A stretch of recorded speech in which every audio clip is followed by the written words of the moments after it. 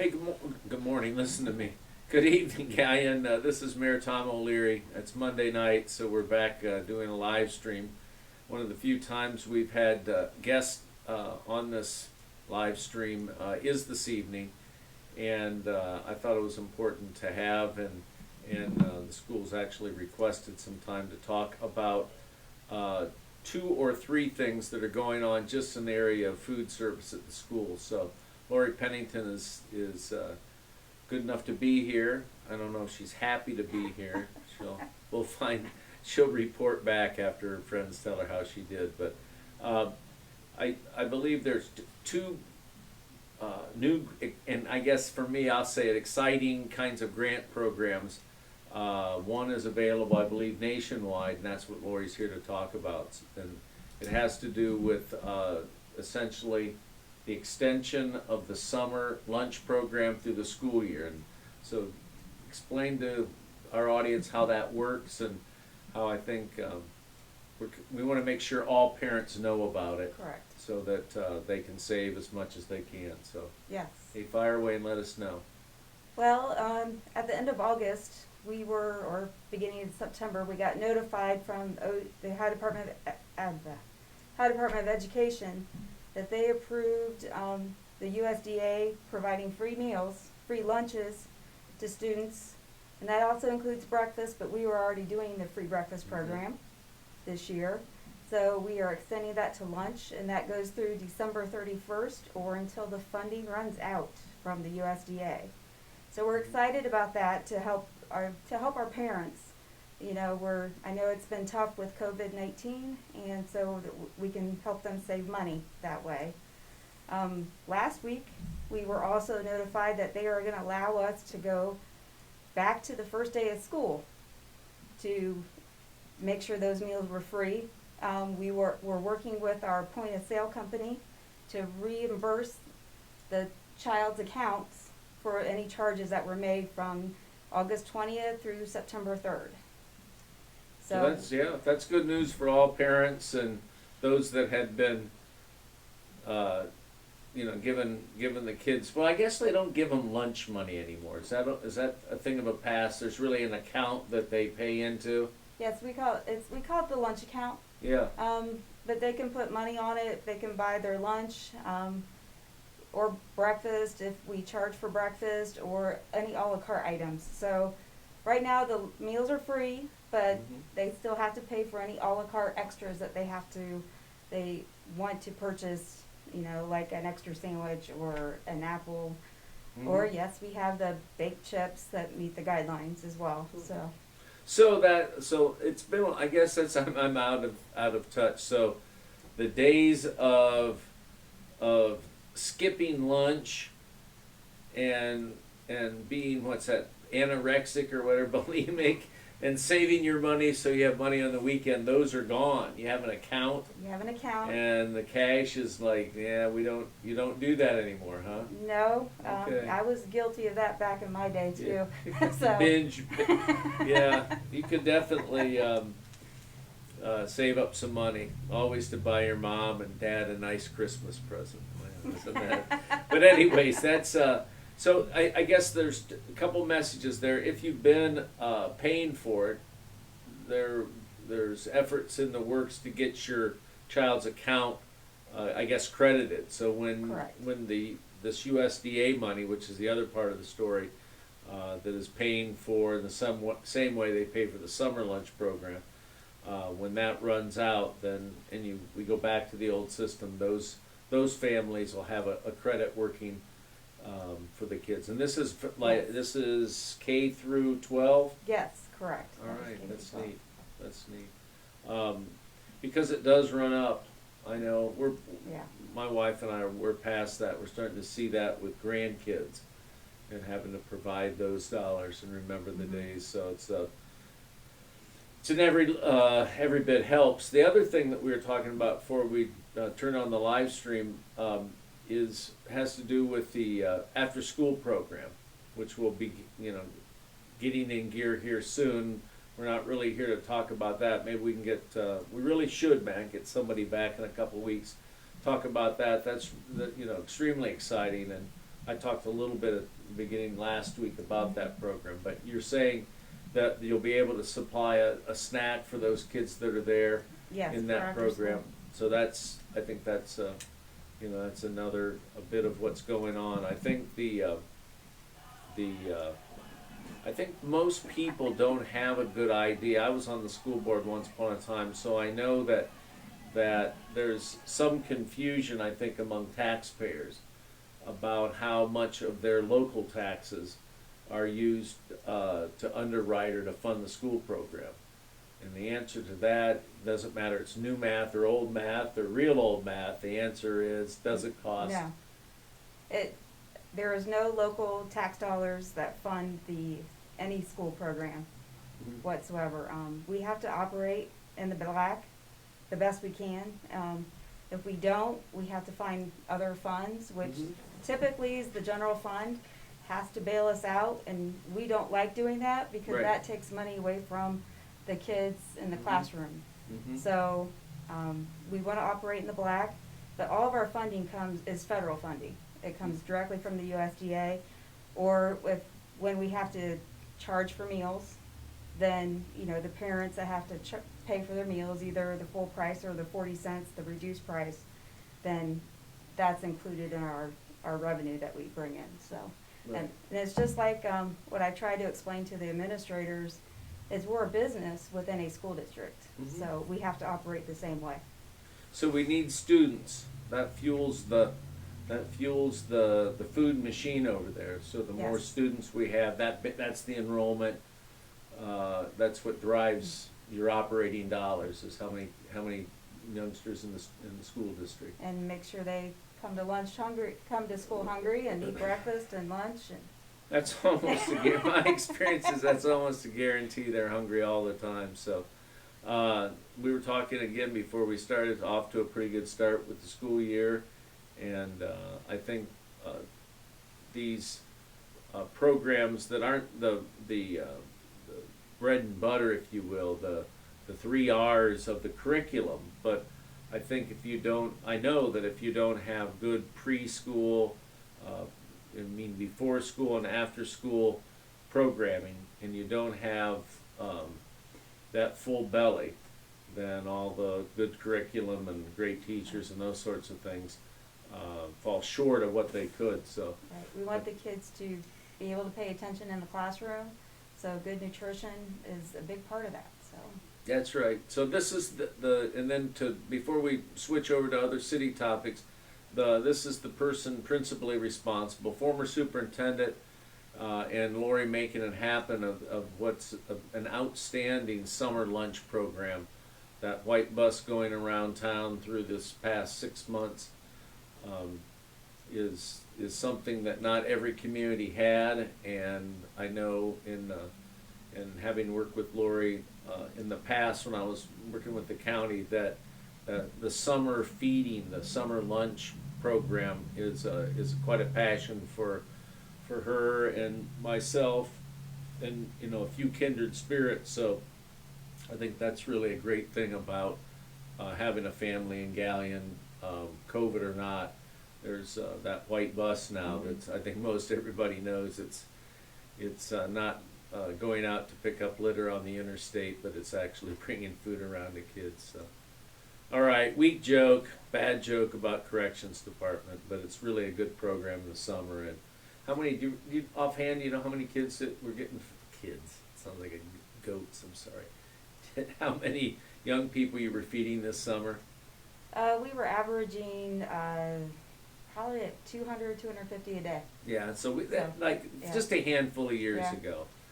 75, 80, we were administered it for a couple Mhm. years. We won't take up a whole lot of time talking about that, but we'd have a big day, and the office help kind of broke away from their regular stuff and did that during the summer, and we come back in from any of the various feeding sites, and yeah, we had 75 or whatever. So the last couple of years since they've geared up this program, it's pretty remarkable how many families, how many young people are being touched by that, and so that's a neat thing. And I wanted, before we say goodbye, and remind you, free lunch, free breakfast from now and at least till the end of the year.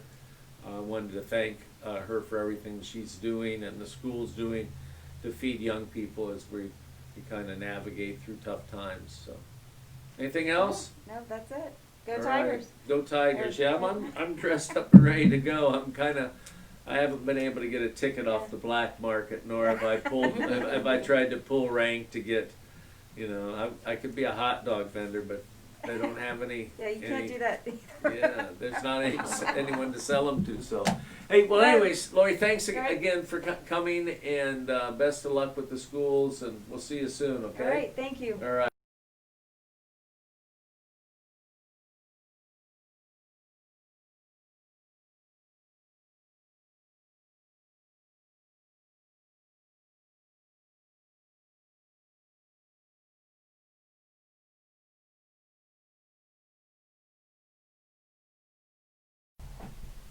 You're back. Hey, we're back. Want to again thank the school system for having the wisdom to hire such a dedicated person to feeding so many young people. I know when you, like around the house, if you have 15, 20 kids over, you think you're exhausted for 2 days, or at least I would be, and she's feeding hundreds of kids for the most part, breakfast and lunch. And so that's really, it's great to include that and give the props, if you will, to her for running such a good program. I don't know quite where to start, so I'll just jump right into the middle of, was watching some news today, and I think people are, go from being totally consumed by national political and governmental issues to being, totally overwhelmed and turned off. And there's a lot going on at that level, and so not to minimize what I'm going to talk about next, but to try to say we need to keep these things in perspective. I wanted to talk about something in terms of galleon issues. Certainly is not of earth-shaking importance, but it's an area that we here at City Hall, that as mayor, we've taken spent a lot of time, a lot of your money, and take a lot of pride in what I think is progressively an improving park system here in Galleon. So over the weekend, like I've said very often, I guess, the social media and people's Facebook postings, provide, I know a forum for discussion of local issues. So over the weekend, there, as it happens a lot now in these years, issue popped up about the parks, and it was a little bit of a run-on from someone who comments frequently about the condition of the skateboard ramp out at East Park. Some pictures were posted, and it was in a little bit of disrepair and a great bit of disrepair. And I'll get to complimenting somebody who did kind of the right thing in our view, but let me just set that aside for a second and go back to what was discussed last weekend. There are a handful of discussion. There was an initial posting, some of which I actually agree with. And I don't want to spend a lot of time saying, well, I agree with this and I don't agree with that. But I do want to address some of the issues that were posted, and then talk a little bit about some of the other things. So give me about 3 minutes, 4 minutes, and then we'll see if that prompts some questions or move on to some other items. The city parks are funded. Now, we've been over this a bunch of times. I don't want to be annoyingly boring, but what happens in the parks is really fueled out of two revenue sources. One is a very small percentage, 0.11%, or 11 cents on of every $2 that are collected. It's 11 cents. So what is that? 5.5 cents. You guys? 5.5 cents. Of every dollar you pay in taxation, income tax, goes to fund the parks. And most of that money is used, unfortunately, probably over a third, maybe a little bit more, on salaries and benefits to maintain the parks. Mowing, any kind of work that's done to prepare sites, repair stuff, but largely mowing in the parks consumes a good portion of that money, and it's around 300 and some odd $1,000. The other source of funds that gets I think maybe it's understandable, gets confused with the freeze dollars. And those are funds that are the cities as a result of an estate that made us the beneficiary. And it was stated over the weekend. It's up around 10 point something, a little less than $11 million. What we're entitled to on an annual basis is either 5% of that total, or a percentage of the earnings that the foundation earns. So without getting into interest earnings and those sorts of things, it's good to know that the city has been able to receive about $400,000 to $500,000 a year. And since I've been mayor up until now, after the first couple of years, they were used to pay off debt that had been incurred under the city manager form. Since that debt has been retired, we've spent as much of those $400,000 as we can a year on various capital projects. And so that's where the money comes from. You hear in the discussion like this that the freeze fund should be used for different purposes. They really have to be, you want to think about using them in the park and within our park system. So over those 5 or 6 years that we've been able to distribute money, there have been projects that have been constructed in all of the major parks, if you will. When I talk about major parks, I'm really thinking about South, East, Heisey Park, and Pico too, although honestly there's been less investment out there than in those other 3 parks. And so those projects, I mean, I don't want to list them, but if you came up to the mayor's office, we proudly display pictures of them, because I think they're achievements that the community has enjoyed, or projects that have made being a young person or being a family that use the parks has made living in Galleon better. So anyways, over the weekend there was discussion about how certain parks are preferred over others, and while I don't want to argue it a blade of grass by blade of grass, I think we recognize better than anyone at City Hall how important and how many people use East Park. So that's why we're in preparation to do some improvements in and around the playground equipment there. We recognize that the East Park cabin, under normal circumstances, is our #1 rented facility, shelter-type facility. And everyone in the community and all around the community, I've heard nothing but positive things about the splash park. So this notion that somehow money is preferentially spent or maintenance is preferentially provided in one park over another, I disagree with that, and would be happy to talk back and forth, or if anybody believes that and wants to challenge it, come on up and visit with us. Other quick distinction I want to make, and then I want to hit one more thing and then get on to other topics. Reservoirs are primarily part of our water infrastructure. And I think Galleon and other communities have been blessed that their reservoirs also double as recreation type facilities. But over the many years, and I think until the last 4 or 5 years, the maintenance of our reservoirs as parks and park facilities has really not been the level of maintenance or over a lot of years the expectation of people who use those areas. Clearly the cross-country area during the fall, and fishing all year round, but the use of it, meaning the Amons Amix complex, for things that are more park-like is really something that's begun to be built up over the last few years. And I don't think that anyone in town should expect those facilities to be maintained like those major 4 parks that I referenced a little while ago.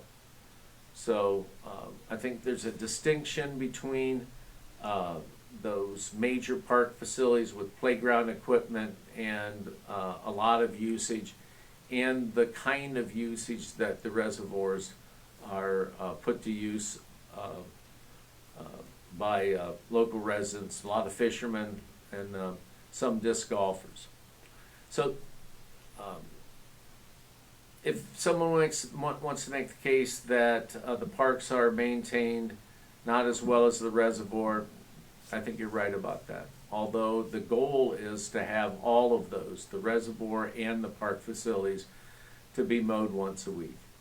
The odd park out, and there's no secret about this, trying to get some momentum behind doing something with Kobe Park is the one park that is causes me not to quite know what to do with, but certainly with council open to having any other uses for it. So having said all that, and I'll jump off of it, there's a couple other items that I think came up in the discussion, but I don't want to use up any more time.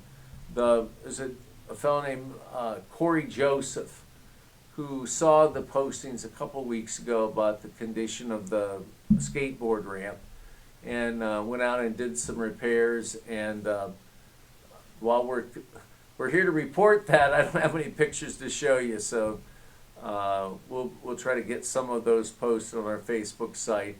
There were some before, and we'll try to get some after pictures. And as I said last week, if young people of all ages are going to be using the skateboard ramp again, then we'll maintain it. But it had not been used quite a bit for a few years, and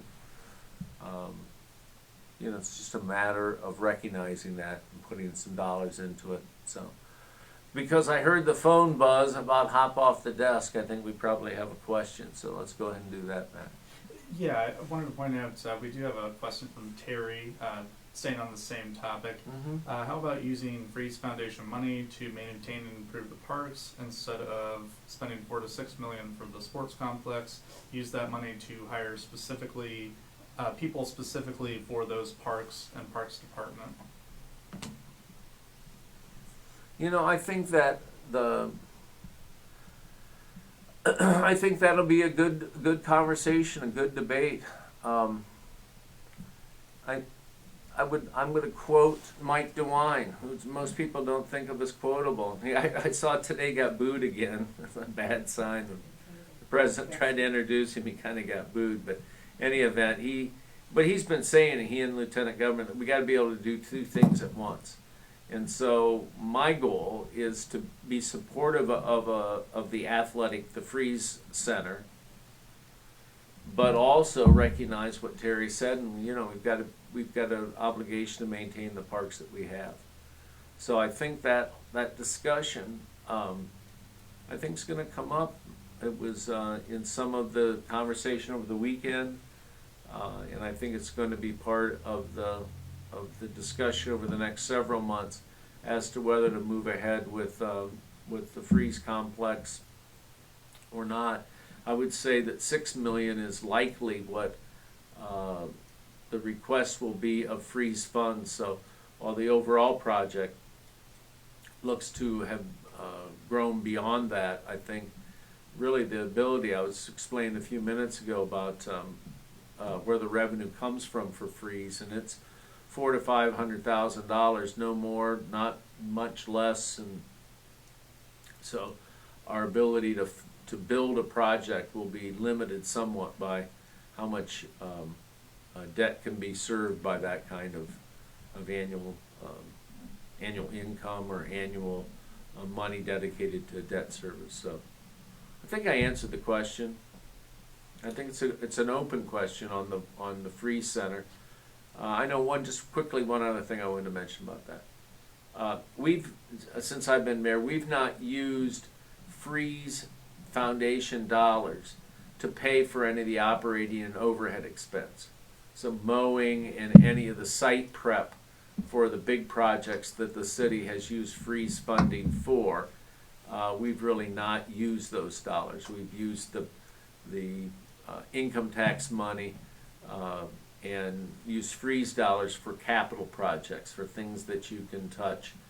I think we've got a few this fall and into the spring kind of winter projects, particularly around the pool, where some of what needs done is really labor, and so we may talk with council about dedicating some of those dollars. When you look at the will, it clearly allows you to do that. So I got the droning on meter or alarm going off in my head, and I don't want to drone on.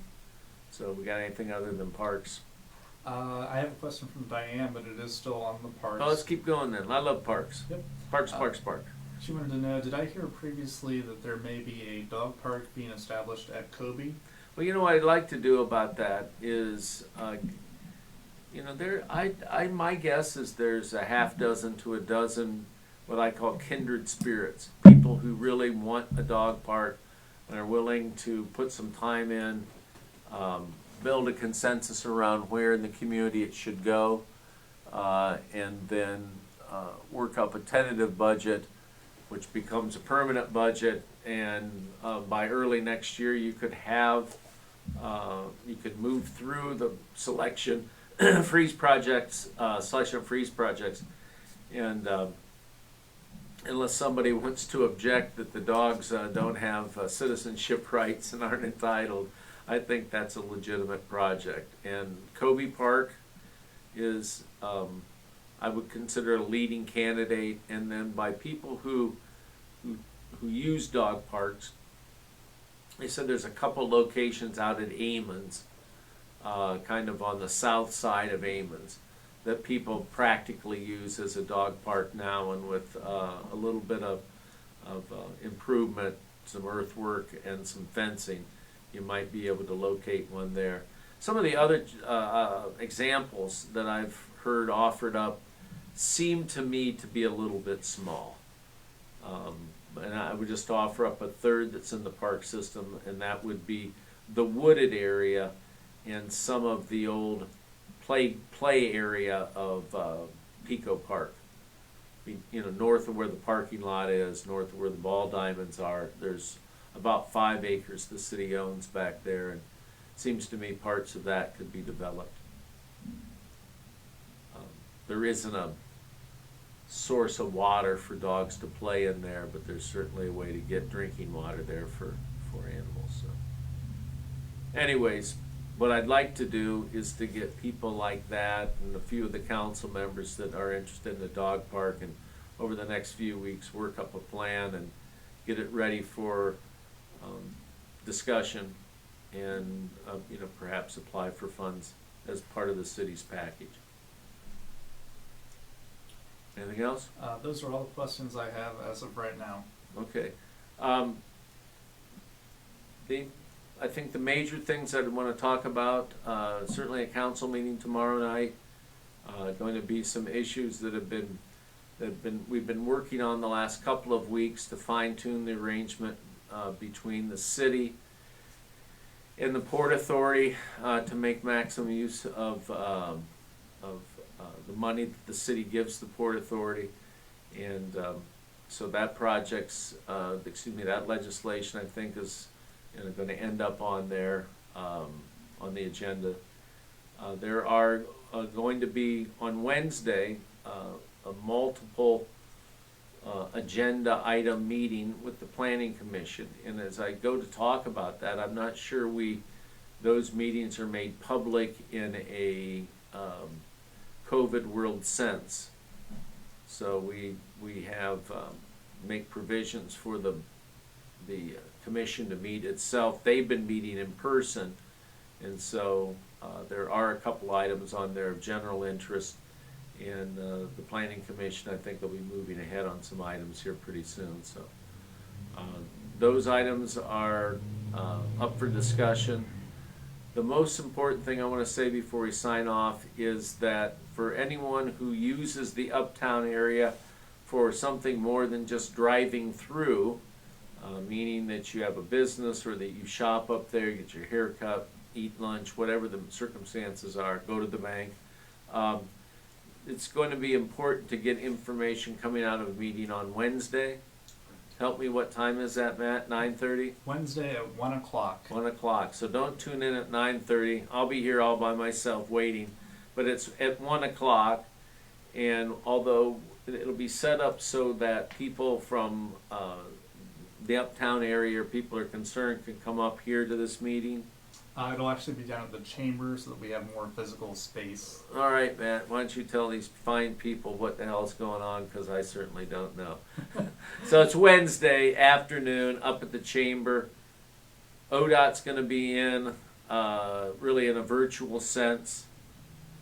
The goal would be to have a chance to ask and answer questions about what maintaining traffic is going to mean in this circumstance, and so that we have an idea between now and, let's say, early November, what kind of limitations on parking and access to the uptown, and during what weeks in the upcoming next 6 or 8 weeks. So if you have a vested interest, a business, you do a lot of you live uptown, you do a lot of business in the uptown area, or you use Harding Way and the laterals that connect into Harding Way, probably be a wise idea to send a representative to that meeting.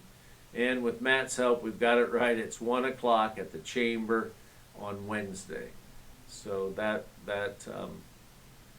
what I've found over many years now is that when you don't do that, when you don't have that kind of public meeting, you step right into a whole flurry of questions, and a whole lot of them start with "nobody told me." So I think oftentimes that's a legitimate complaint of a citizen or a business. We're going to go do what we can, go out of our way, if you will, to have that information, and thank the chamber for working with us to get that scheduled and as of Wednesday afternoon accomplished. So, anything else? No, not at this time. I'll close by saying there is gathering momentum towards building something, a large project, which from my with freeze dollars, which from my point of view needs to balance access for people all over the community, various ages, not just young people, not just travel sports.